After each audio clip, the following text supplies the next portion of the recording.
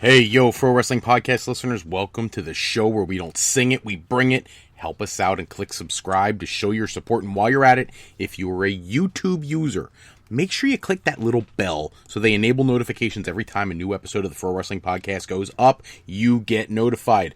People, are we sick and tired of dropping $60 to $100 for the latest and greatest wrestling video game? Stop immediately. Go to Wrestler Unstoppable, available exclusively through Facebook. Create a wrestler, sign contracts, get involved in storylines, headline pay-per-views, even build your own corporation, all included in Wrestler Unstoppable, available now to all Facebook users, totally free. If you want to become a member of the Pro Wrestling Podcast family, you want your name in the shoutouts like Mike and Lansdale, our good buddy Mike and Lansdale, then check out our Patreon page at patreon.com/Fro Wrestling Podcast. Sign up today. Don't forget loyalty rewards. Any $15 a month contributor, you get to co-host an episode of Going Live with me.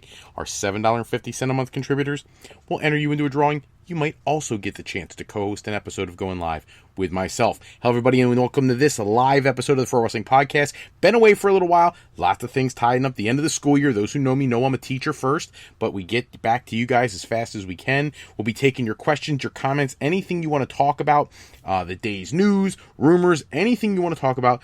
Make sure you enable whatever chat feature you have in the streaming service that you typically subscribe to and get us your questions. It'll come straight to me on the screen and I can respond to them. Make sure you give me your name so I can give you credit if you have a question during the show. If you want to wait till after the show, something pops in your head throughout the week you want us to address on a future episode, text to the Fro Wrestling Sound Off line 267-642-1160. Give us your questions, your comments, anything you want us to talk about. Hey, look, if there's a topic that we haven't covered in the past, something historic, whatever, let us know there, and we'll get to that in a future episode. Don't forget, head over to the homepage of the Fro Wrestling Podcast. Go to www.frowrestling.com.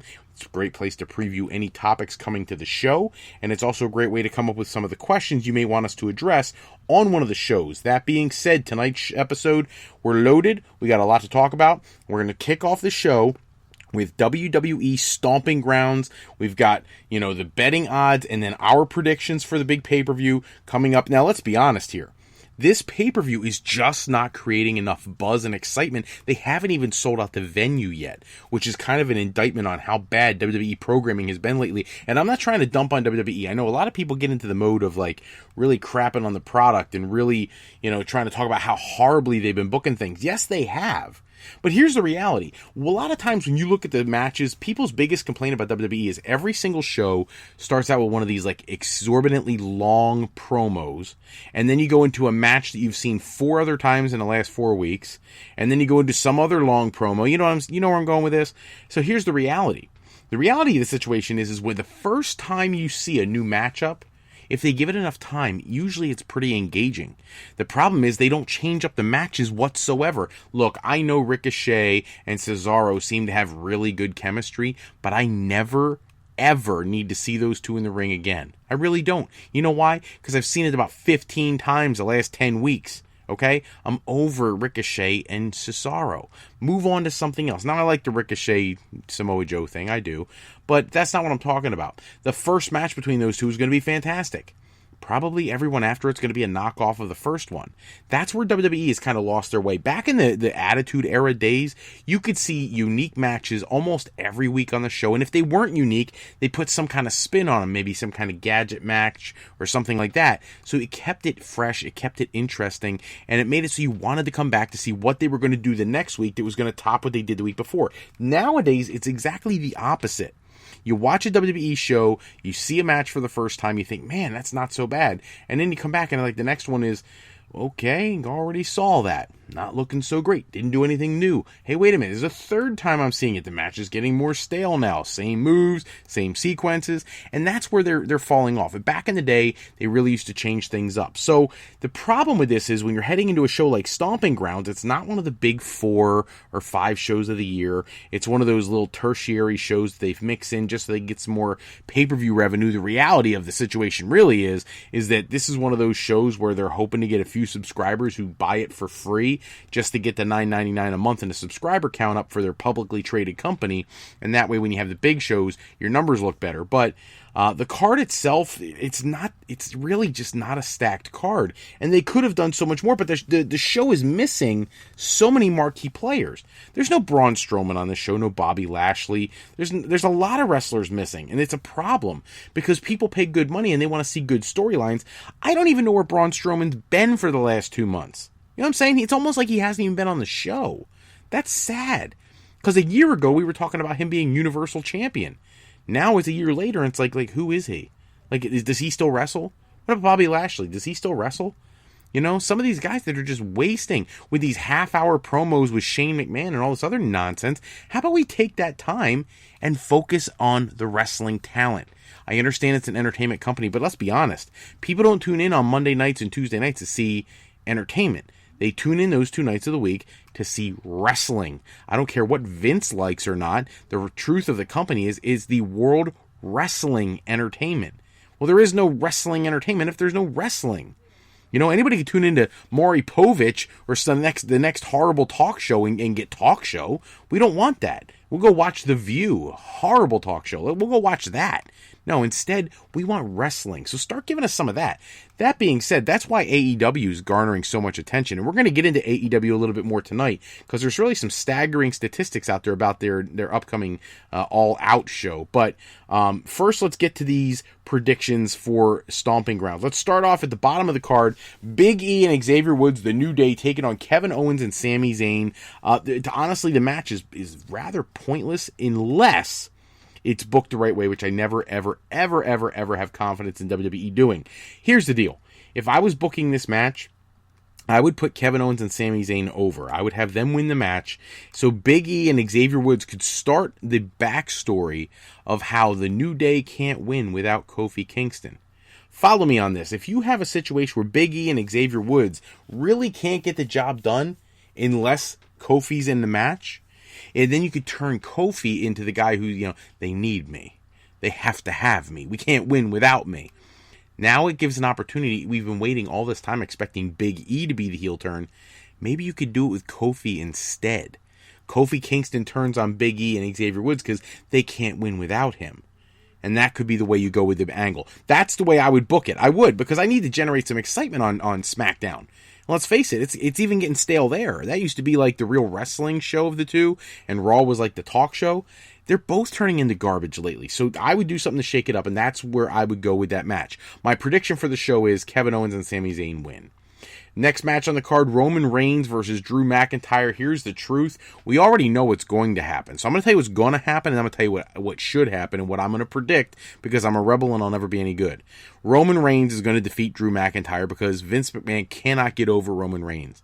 No matter how many times people booed in the past, you have the whole leukemia diagnosis situation, and Vince McMahon looks at that with dollar signs in the eyes of, yes, finally I have my monster baby face. It's just not going to happen because you're starting to cram him down our throats again. Now, I appreciate the fact that you had him lose a match to Shane McMahon, which was ludicrous, to set up this match. But if you're going to have him win one or the other match, you should have had him beat Shane and lose to Drew McIntyre. Because let's be honest, you don't need to do anything to get Roman Reigns into the main event picture except say, hey, you want a title shot?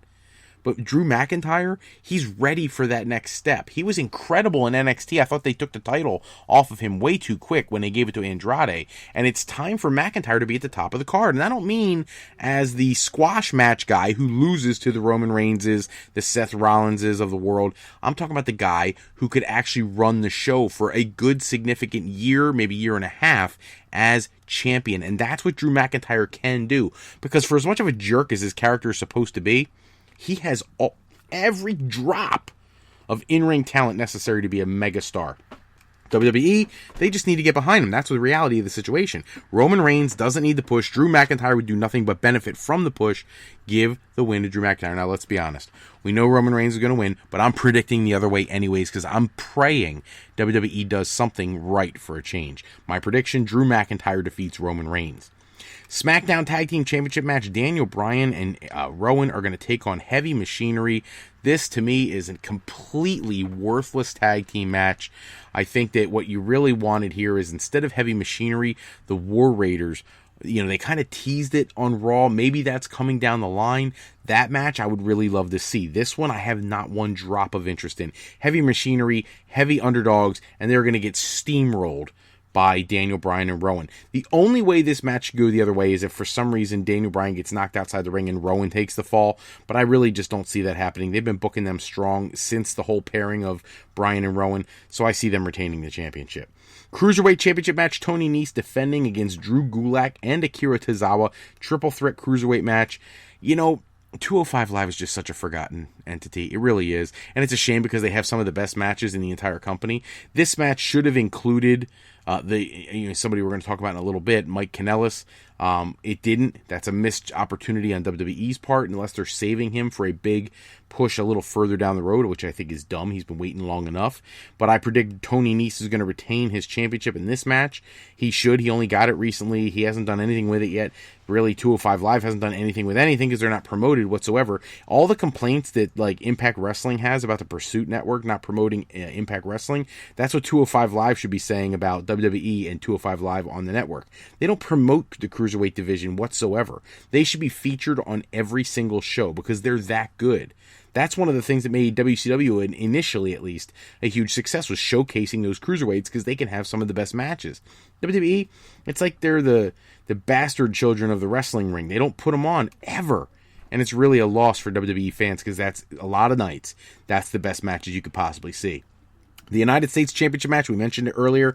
Samoa Joe defending against Ricochet. I still have a tough time with the way Joe was given the championship. If a champion has to forfeit a belt, he doesn't hand it over to whoever wants it. They have like a tournament to fulfill it, or they have the top two contenders face off for it.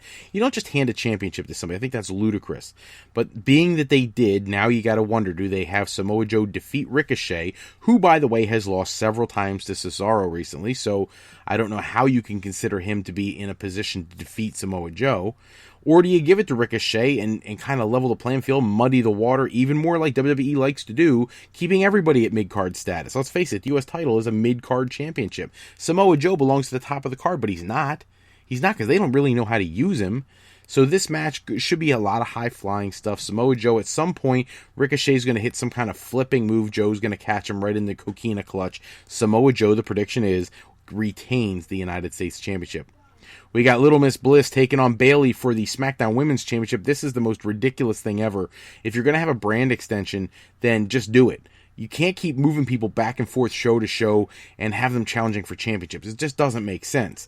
I actually would not be surprised to see Miss Bliss here go over and win the championship, but I'm not going to predict that. I'm going to predict Bayley retains the championship because I think down the line, Bayley is going to be feuding with Sasha Banks. That's just the way I feel about it. We'll talk about that a little more a little later, but that's where I think they're going to go with that eventually. So I think Bayley retains the championship right here.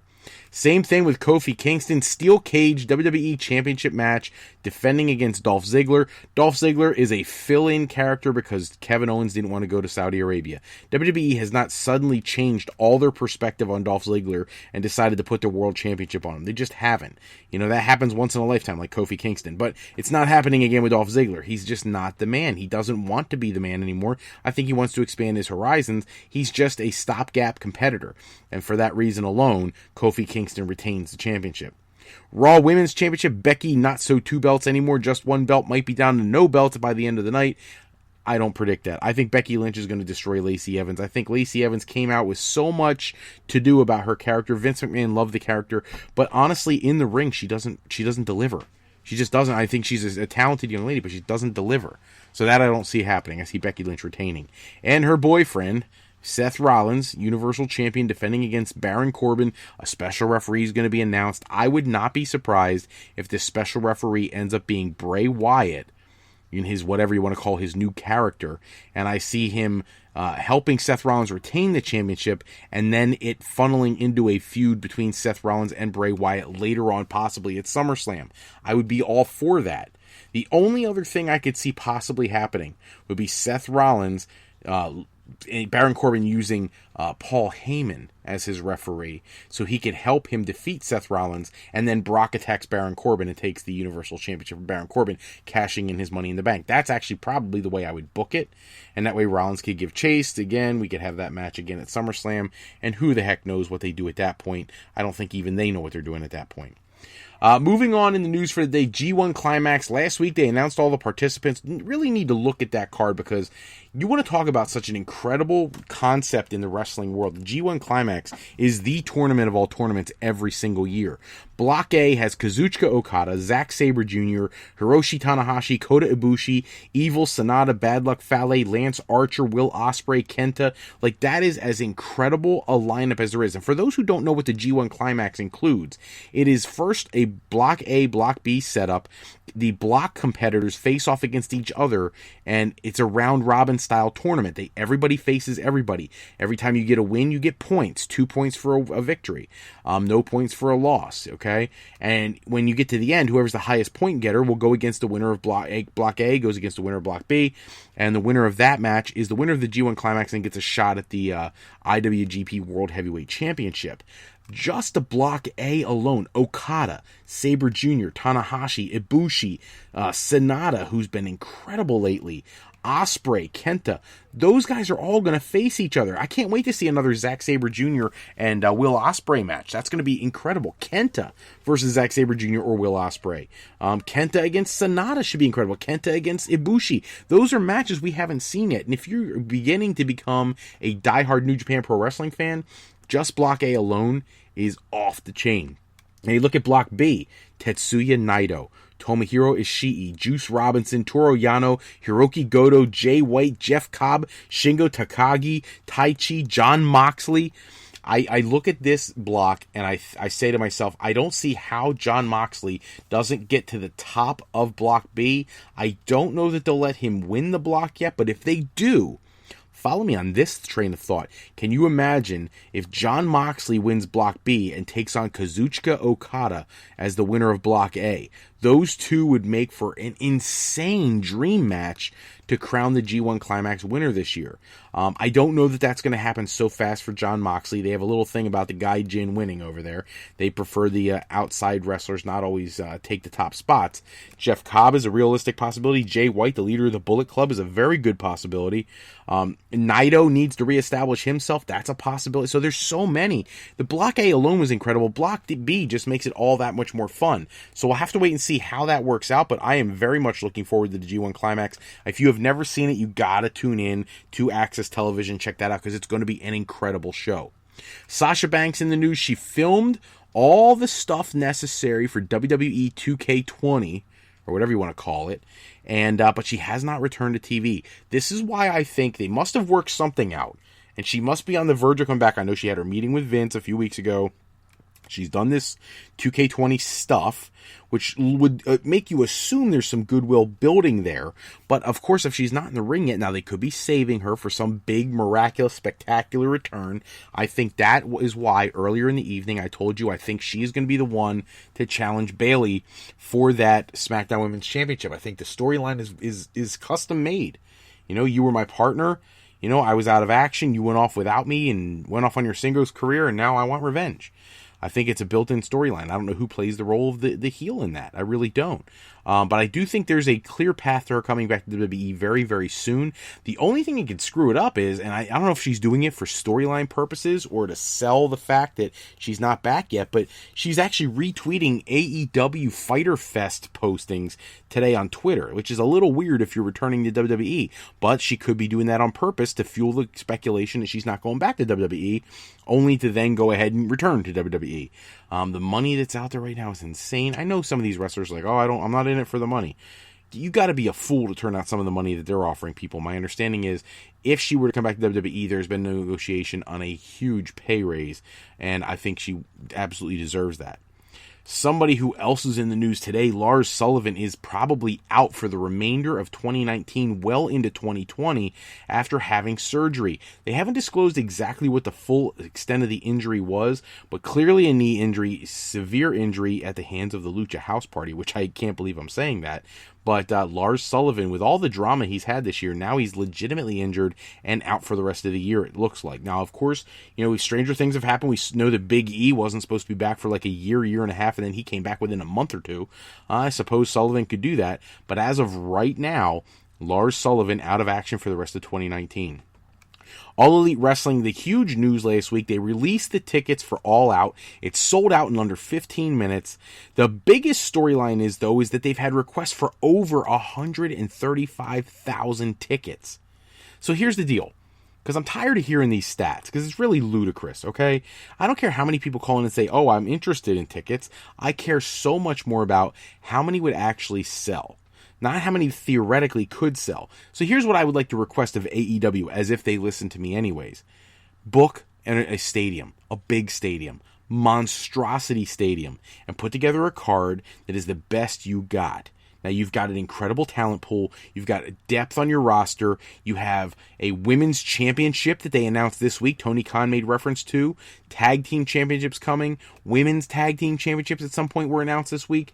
You've got, the main event at All Out, the Chris Jericho versus Hangman Page match to crown the AEW champion. Do something with that belt and put together a card and put it in a major stadium. Because you need to know something. If you're Tony Khan and you're looking to turn a profit right away, you need to know where your audience really is. None of this faux, oh, we could have sold 140,000 tickets. Who cares what you think you could have done?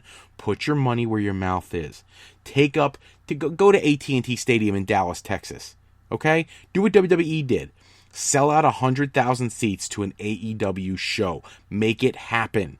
Go to Chicago and really make it happen. Go to Madison Square Garden and don't do 15,000 tickets. Go to a real arena, a big outdoor arena if you have to, that you could seat 60, 70, 80, 100,000 people and try it. And the best part about it is, even if you didn't sell the 130,000 tickets or whatever it would have been, let's say you only sell 80,000.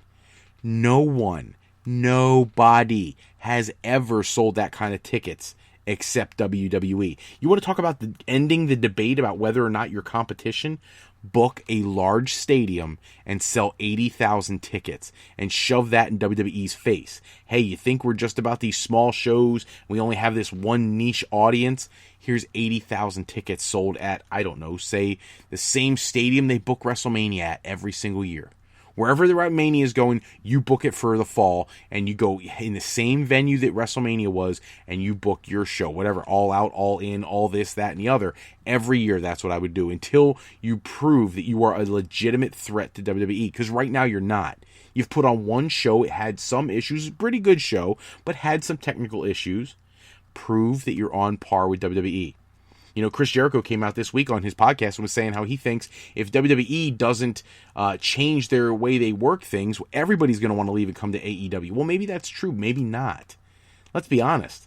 AEW talent is running on this emotional high because they had a show that sold out so fast, and now this one's selling out so fast. But that's different. When you've got months and months and months to plan a pay-per-view, of course you could put together an incredible show. I want to see AEW when the back is to the wall and they got to put out weekly television. That's where it gets crazy. Look, I'm not trying to tout WWE's, wonderfulness, but they put out multiple hours every single week. That's why there's a lack of creativity. It's hard to come up with new stuff when you're on 52 weeks a year times 2, 3, 4 shows. That's the issue. So, at some point, AEW's got to step it up, because if you really could have sold 135,000 tickets, you're just fools for not booking a bigger venue and making that happen. There's some word out on the street now that Dominic, Rey Mysterio's son, may be the one who steps up and challenges Samoa Joe. With Mysterio being out with injury, he would be able to show up at ringside, support his son. His son has been training for pro wrestling for a significant chunk of time now, and they think he may be ready to go. Can you imagine the kid that we used to see on television, Eddie Guerrero fighting with Rey Mysterio over the custody of Dominic, that kid walking into a ring and facing off with Samoa Joe? I would love to see it. And could he actually pull it off? I think he could. I remember when he was first training, Rey Mysterio talking about how he was going to train in Mexico and go to the dojos in Japan, and he wanted to send him to Europe, and he wanted to send him all over the world to get trained in multiple different styles. Well, now it might be time for Dominic to step up to the plate and throw down with Samoa Joe. The NXT TakeOver Toronto card may have been leaked online. The matches look amazing. NXT Championship match, Johnny Gargano versus Adam Cole, the rematch. NXT Women's Championship match, Mia Yim versus Shayna Baszler. at some point Baszler has to drop that title. I just don't see it happening to Mia Yim if that happens for real. Triple threat match for the NXT North American Championship. Pete Dunne versus Roderick Strong versus the Velveteen Dream. I think Pete Dunne would be the perfect guy to take that NXT North American Championship. Get him out of the NXT UK division altogether. Just keep him here. If you can do that, do that. Because I think WWE fans in the United States would just love to see more of Pete Dunne. NXT Tag Team Championship match. Undisputed Era's Kyle O'Reilly and Bobby Fish versus the Street Profits, Montez Ford and Angelo Dawkins. I honestly, I feel like the Undisputed Era is ready for another run as the elite faction in NXT. So it'll be interesting to see what happens with that. NXT Breakout Tournament Finals. Now, the rumored finals are Jordan Miles versus Cameron Grimes. Of course, those matches that lead up to the finals haven't happened yet, but the rumor is that's what the finals are going to be. Io Shirai versus Candice LeRae as a possible match. Killian Dane versus Matt Riddle. That was set up when Killian Dane returned to NXT only a week or so ago. Tyler Breeze and Fandango versus the Forgotten Sons as another possible match. A loaded match card. Should be incredible if they pull that off, and I just wish people would stop leaking this kind of information, because those matches are something I would love to see how they get set up and how they proceed from now till Toronto TakeOver 2. Should be great. Chris Jericho set up his next New Japan appearance when he wrestled Kazuchika Okada for the IWGP World Heavyweight Championship. The match was incredible, but it ended with him attacking Kazuchika Okada and leading to Hiroshi Tanahashi getting involved. And clearly, that is the match Jericho wants next. Tanahashi versus Jericho. Basically the Sting of New Japan Pro Wrestling lately versus Chris Jericho, the loudmouth Gaijin who likes to curse everybody out in New Japan. Should make for an incredible matchup, and I can't wait to see it. The news broke a little while back there that AEW Fighter Fest is going to stream live and for free. Make sure you make the arrangements to be able to do that. Cardi B is in the news this week. Rumor has it they're trying to make arrangements for her to appear at SummerSlam to either team with or take on Carmella. Not sure how that'll work yet and if she can get enough training in between now and then, but she has been posting tons of stuff on Twitter about her fandom for wrestling, so it would not surprise me. People have been ranting and raving all week about the possible plans for Shane McMahon to be the one to defeat Kofi Kingston and win the WWE Championship. Let's face it, his dad did it back with Triple H back in the day. I would not be surprised to see the best in the world win the WWE Championship from Kofi Kingston, because he's so over as a heel right now. I just think it's really ridiculous that a guy who barely gets in the ring, 3, 4, 5 times a year, gets that championship just like Brock Lesnar. I'd rather see Drew McIntyre take the title, but that sounds like that's not the plan. It sounds like it's Shane McMahon. Shawn Spears officially signed with AEW last week. Big news, because he had not officially signed at Double or Nothing, so it's great to see he has a permanent position. Tyrus in the news, former WWE superstar, used to be in tons of Funk, and all that stuff. He was on Fox doing some commentary, and apparently got himself into some trouble, harassing some of the lady folk that work there, sending some texts that were somewhat inappropriate, or at least that's the rumor. I'm not going to say it's true, because innocent until proven guilty, but he has been removed from Fox for the time being. Curious to see how that turns out. I wish him well. Is Matt Riddle headed to the main roster? The word is no. Matt Riddle is going to be left in NXT to get some more seasoning and to stay there for a whole year to a year and a half still, because they feel like people just haven't connected with his character yet, and they want him to be a focal point of NXT and really get over there, which puts a damper on any plans he had of facing Brock Lesnar or facing someone of that nature, Goldberg or something like that, at WrestleMania next year, where rumor has it Brock Lesnar is going to retire at the end of WrestleMania next year. So we'll have to wait and see how that works. And then I said it earlier, I wanted to get to it at the end of the show here. Mike Kanellis, he's been sounding off about 205 Live lately, how they don't get any television exposure. They're incredible talents. They don't get to see what they can do because nobody ever promotes them. And then he signed a new 5-year deal. He and Maria both. New 5-year contracts with WWE. And then he's not even on the card for Stomping Grounds. Like, this feels like already one of those snap judgment things that I'm going to do that I probably shouldn't. It feels like WWE knew already that they weren't going to use him on the shows, that they just gave him the contract to shut him up so that they can move on to other things. And that's what a lot of people are worried about. Yeah, great, you got a 5-year deal, but now you're wasting 5 years where they're not going to feature you.